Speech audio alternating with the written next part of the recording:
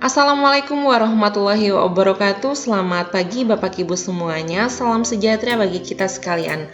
Bagaimana kabarnya Bapak Ibu? Saya berharap Bapak Ibu dalam keadaan sehat walafiat dan tetap semangat untuk menyelesaikan tugas terakhir pada pelaksanaan program pendidikan profesi guru atau PPG dalam jabatan kali ini, khusus bagi Bapak Ibu yang merupakan lulusan dari program pendidikan guru penggerak atau PGP.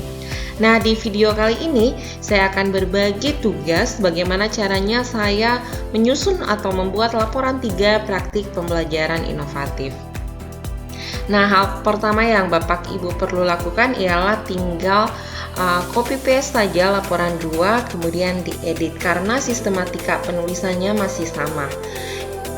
Untuk sistematika penulisannya, panjang laporan ini minimal 2500 kata dan maksimalnya 3000 kata.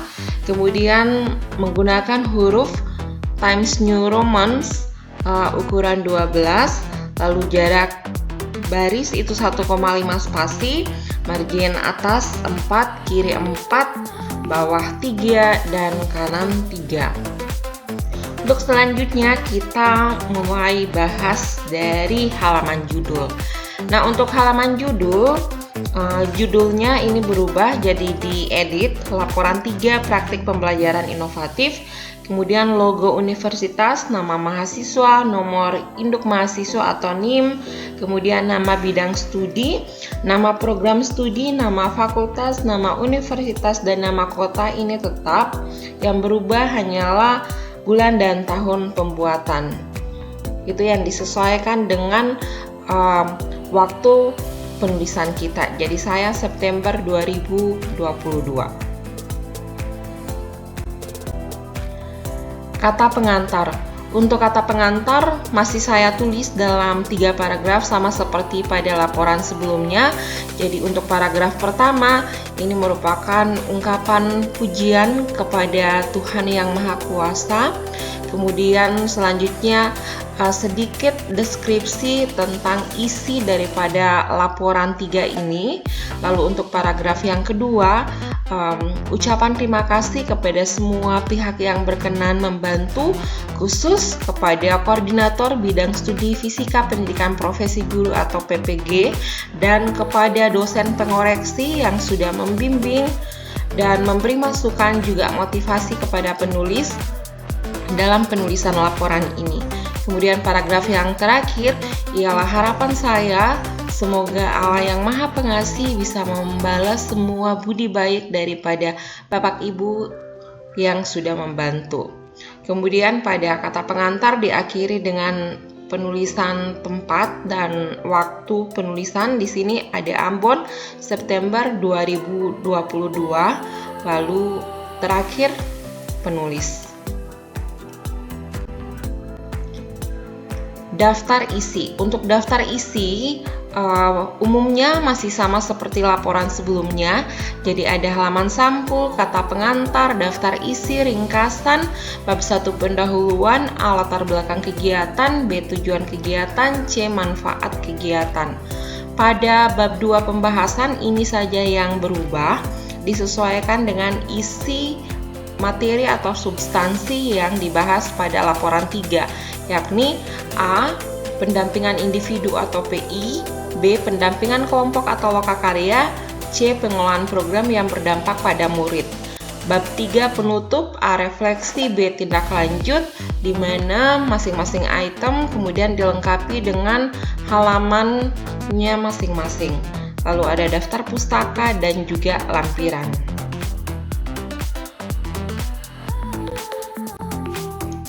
Ringkasan. Untuk ringkasan saya masih menuliskan dalam 4 paragraf sama seperti pada laporan sebelumnya.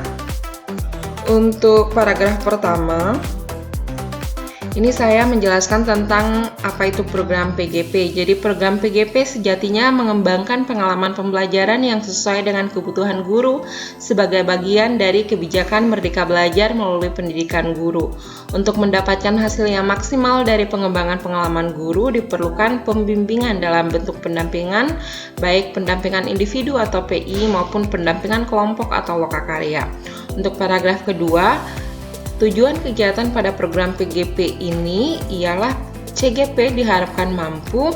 Ada 3 tujuan yang saya tuliskan di sini, di mana masing-masing tujuan itu saya kaitkan dengan materi atau isi daripada laporan 3, yakni pendampingan individu, kemudian pendampingan kelompok atau lokakarya, dan pengelolaan program yang berdampak pada murid.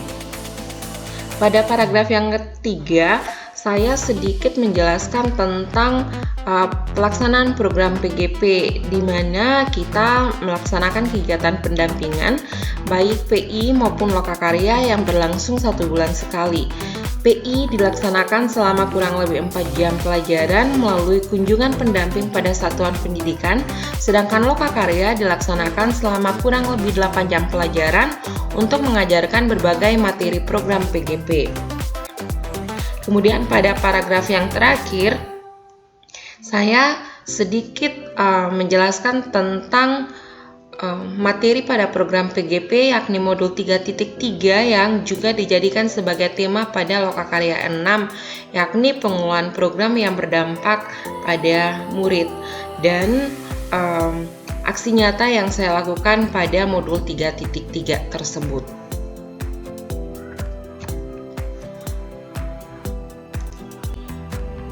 Bab 1, pendahuluan. A. Latar belakang kegiatan.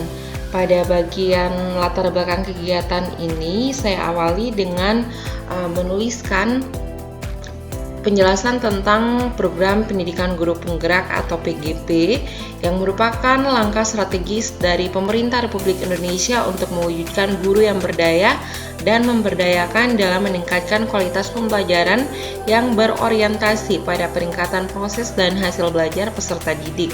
Lebih lanjut, Direktur Jenderal Guru dan Tenaga Kependidikan tahun 2020 halaman 1 menjelaskan bahwa PGP merupakan program pengembangan keprofesian berkelanjutan melalui pelatihan dan pendampingan yang berfokus pada kepemimpinan pembelajaran, agar guru dapat menggerakkan komunitas belajar di sekitarnya yang dapat mewujudkan merdeka belajar peserta didik.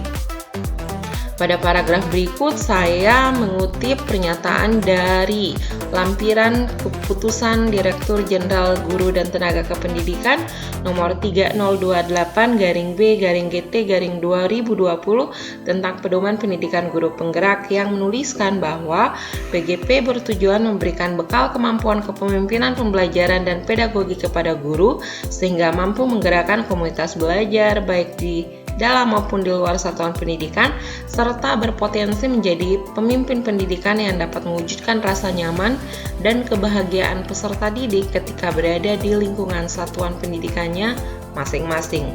Lalu pada paragraf yang ketiga, saya menjelaskan sedikit tentang pelaksanaan program PGP, di mana rancang bangun PGP ini menggunakan pendekatan andragogi dan blended learning selama 9 bulan. Program tersebut didesain untuk mendukung hasil belajar yang implementatif berbasis lapangan. Kegiatan PGP dilaksanakan menggunakan metode pelatihan dalam jaringan atau daring melalui Learning Management System atau LMS, lokakarya, dan pendampingan individu. Proporsi kegiatan terdiri atas 70% belajar di tempat kerja atau on the job learning, kemudian 20% kegiatan dirancang dalam bentuk kegiatan belajar bersama rekan sejawat, dan 10% lainnya dilakukan dalam bentuk pembelajaran bersama narasumber atau instruktur, fasilitator, dan pendamping. Kemudian pada paragraf terakhir ini saya menjelaskan tentang kegiatan pendampingan yang dilakukan oleh seorang pendamping baik secara individu melalui pendampingan di satuan pendidikan masing-masing maupun secara berkelompok dalam bentuk lokakarya. Merujuk dari uraian di atas, maka dalam laporan 3 praktik pembelajaran inovatif ini, saya akan membahas mengenai pendampingan individu atau PI, pendampingan kelompok atau lokakarya, dan materi modul 3.3 tentang pengelolaan program yang berdampak pada murid. B. Tujuan kegiatan. Untuk tujuan kegiatan ini saya mengaitkannya dengan substansi atau isi materi yang dibahas pada laporan 3 ini, yakni tujuan yang pertama menerapkan hasil pembelajaran secara daring dan lokakarya pada satuan pendidikan masing-masing secara maksimal melalui pendampingan individu. 2. Memiliki kemampuan menggerakkan komunitas belajar, mendorong dan terlibat aktif bersama anggota komunitas untuk bersikap reflektif, kolaboratif, serta berbagi pengetahuan yang dimiliki dan saling belajar dalam rangka mencapai tujuan bersama melalui pendampingan kelompok atau lokakarya. Dan tujuan yang terakhir ialah merencanakan, mengorganisasikan, dan mengarahkan program perbaikan dan perubahan sekolah, serta memantaunya agar berjalan sesuai rencana dan mengarah pada tujuan, serta berdampak pada peningkatan kualitas pembelajaran. C. Manfaat kegiatan. Nah, program PGP ini diharapkan dapat memberi manfaat bagi peserta didik, kemudian CGP sendiri, rekan guru melalui komunitas praktisi di sekolah dan sekolah. Bab 2, pembahasan. A. Pendampingan individu atau PI. Nah, pada bagian pendampingan individu atau PI ini saya awali penjelasan dengan masih menjelaskan tentang apa itu program PGP, di mana program PGP sejatinya mengembangkan pengalaman pembelajaran yang sesuai dengan kebutuhan guru sebagai bagian dari kebijakan Merdeka Belajar melalui pendidikan guru. Dan untuk mendapatkan hasil yang maksimal, maka diperlukan pembimbingan dalam bentuk pendampingan individu maupun pendampingan kelompok atau lokakarya. Namun karena yang dibahas di bagian A ini pendampingan individu, maka pada paragraf ini saya lebih mengkhususkannya untuk membahas pendampingan individu terlebih dahulu. Nah, PI adalah proses coaching dan mentoring dari pendamping kepada calon guru penggerak atau CGP, di mana proses PI ini berlangsung 1 bulan sekali sepanjang pelaksanaan proses PGP, dan dalam setiap bulannya pendamping akan mengunjungi sekolah CGP selama kurang lebih 4 jam pelajaran untuk mengamati kegiatan pembelajaran dan perubahan yang terjadi di sekolah sebagai implementasi pembelajaran daring dan lokakarya, serta mengajak CGP merefleksikan prosesnya.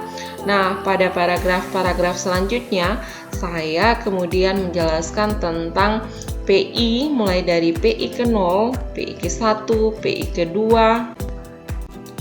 PI ke-3, PI ke-4, PI ke-5, PI ke-6, PI ke-7, dan PI ke-8 beserta dengan waktu pelaksanaannya masing-masing, di mana saya juga menjelaskan apa saja kegiatan yang dilakukan pada saat pendampingan individu atau PI, baik dari PI ke-0 sampai PI ke-8. B. Pendampingan kelompok atau lokakarya.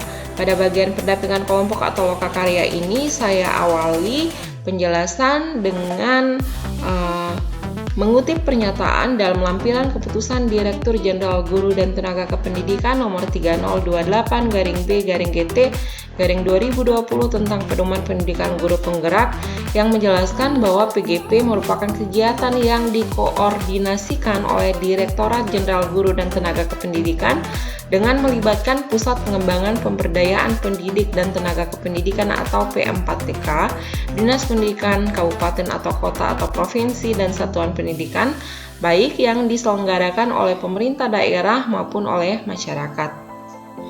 Merujuk dari uraian di atas, agar program PGP dapat berjalan dengan efektif, maka dipandang perlu untuk melakukan koordinasi yang terstruktur dan sistematis dari setiap elemen pendukungnya melalui kegiatan lokakarya sebanyak 9 kali sepanjang pelaksanaan proses PGP, di mana kegiatan lokakarya berlangsung 1 bulan sekali selama kurang lebih 8 jam pelajaran.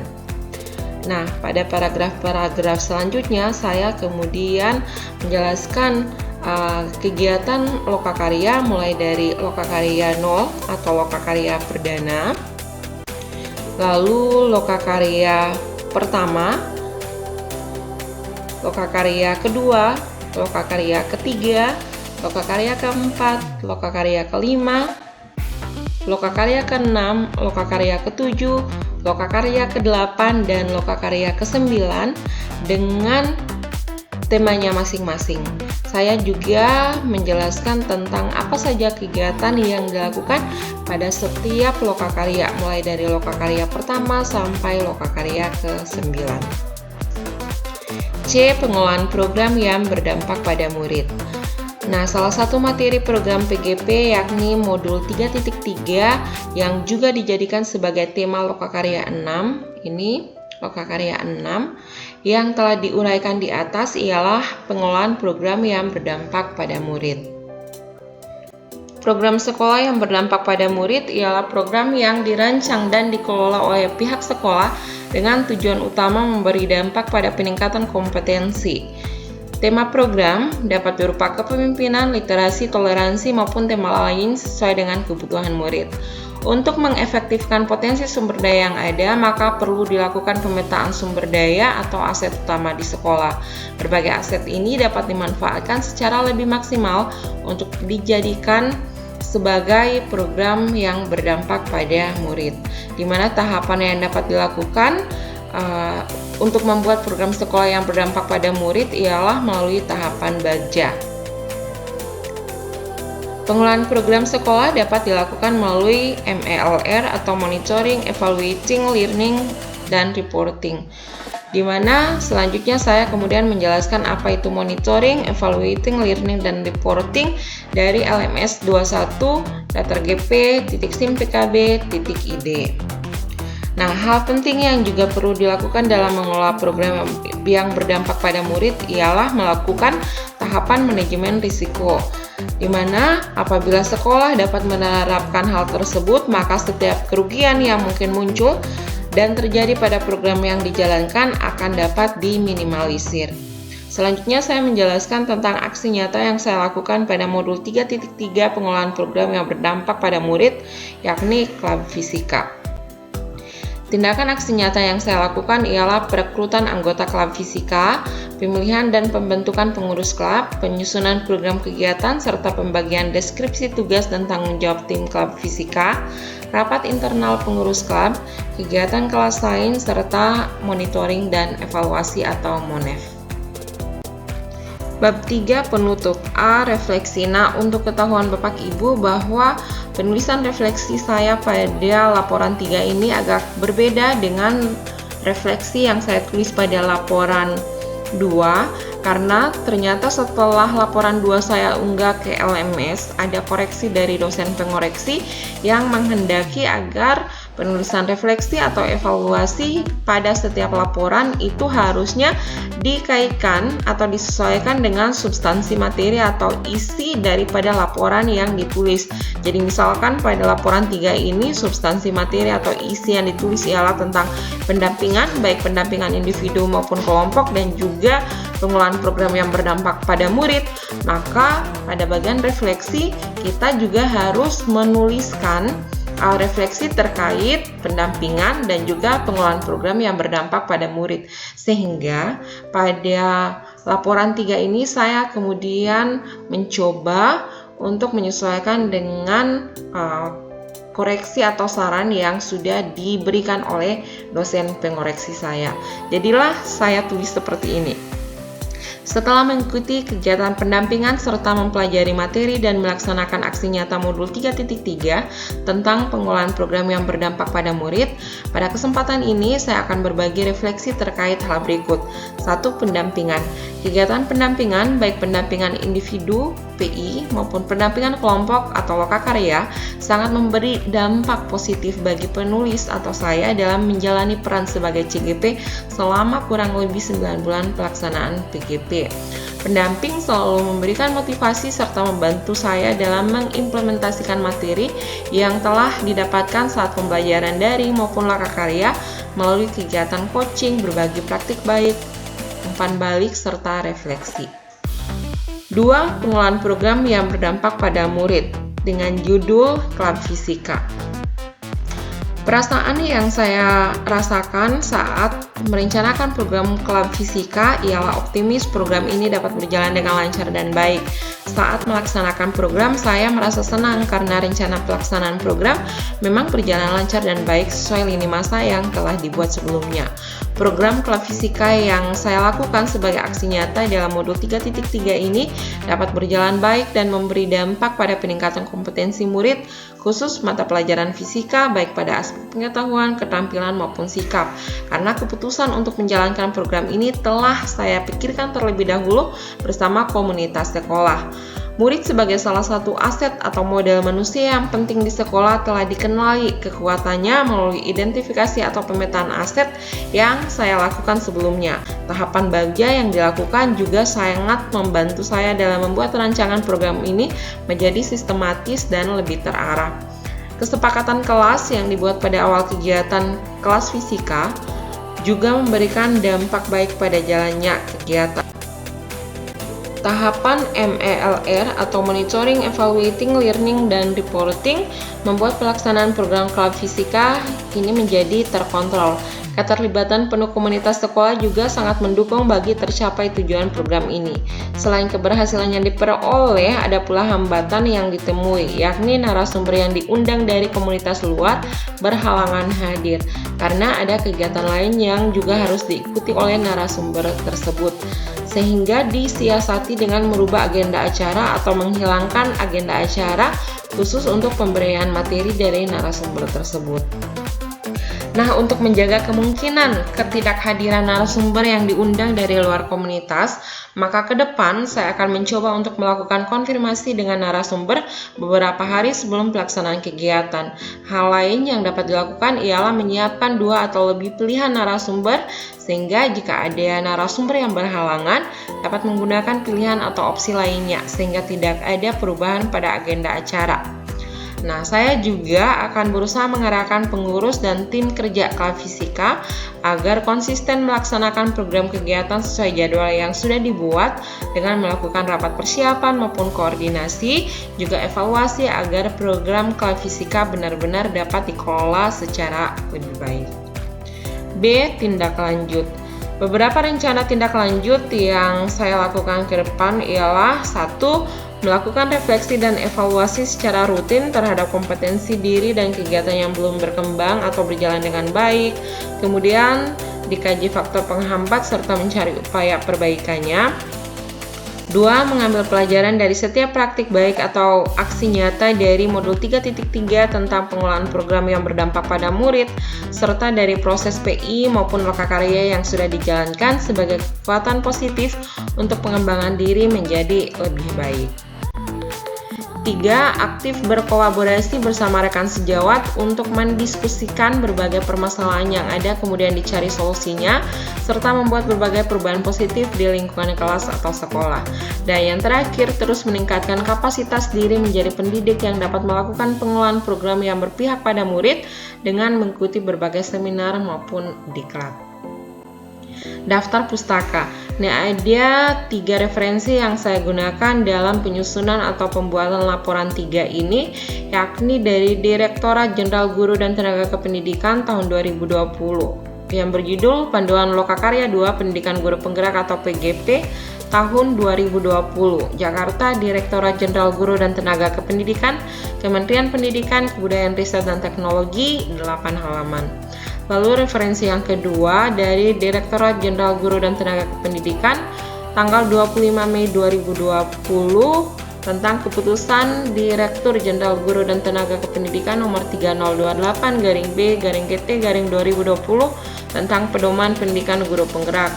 Lalu referensi yang ketiga, ini saya kutip dari LMS 21 datar gp.sim.pkb.id tahun 2021 tentang MELR, Monitoring, Evaluating, Learning, Reporting atau Monitoring, Evaluasi, Pembelajaran, dan Laporan yang saya akses pada tanggal 15 September 2022.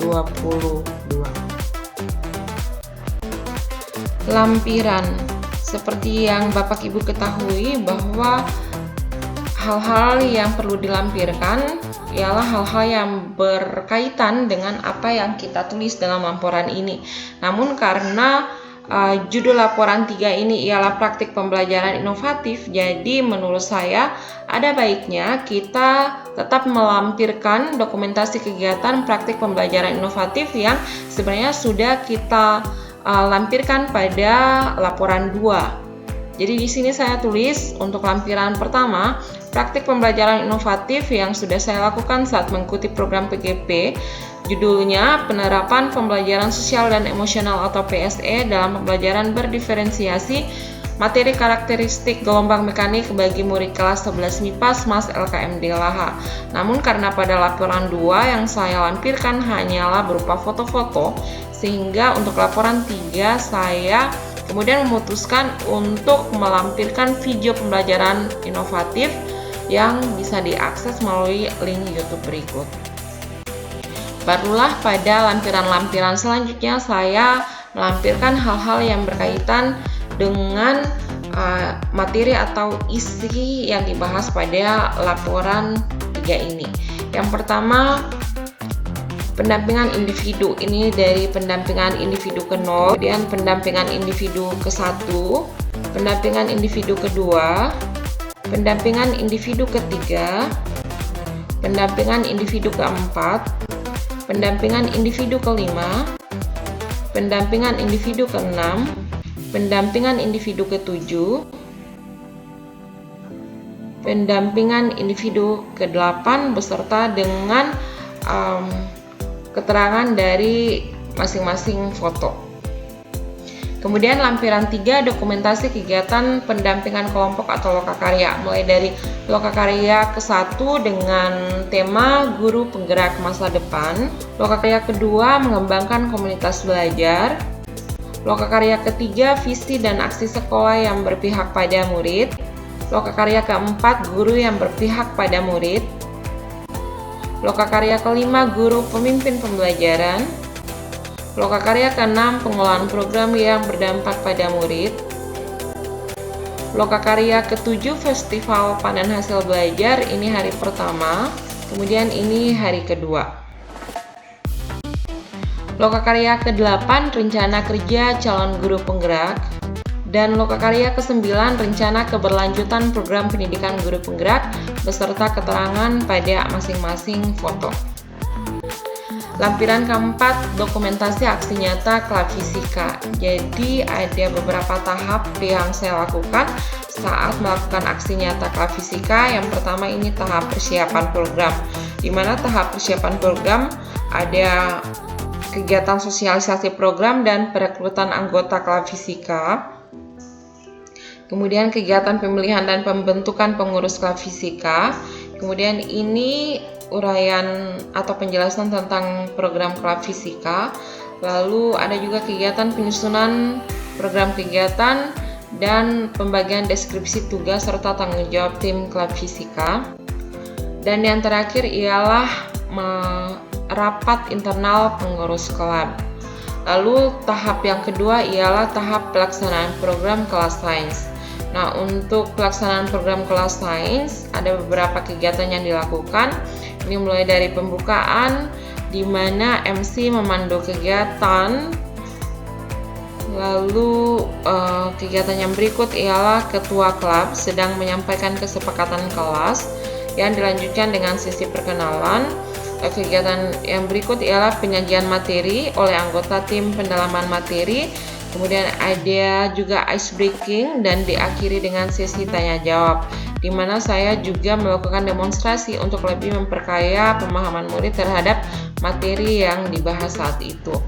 Lalu kegiatan yang berikut ini saya memandu peserta untuk melakukan latihan berkesadaran penuh dengan teknik stop, dan juga terakhir melakukan refleksi dan ditutup dengan doa.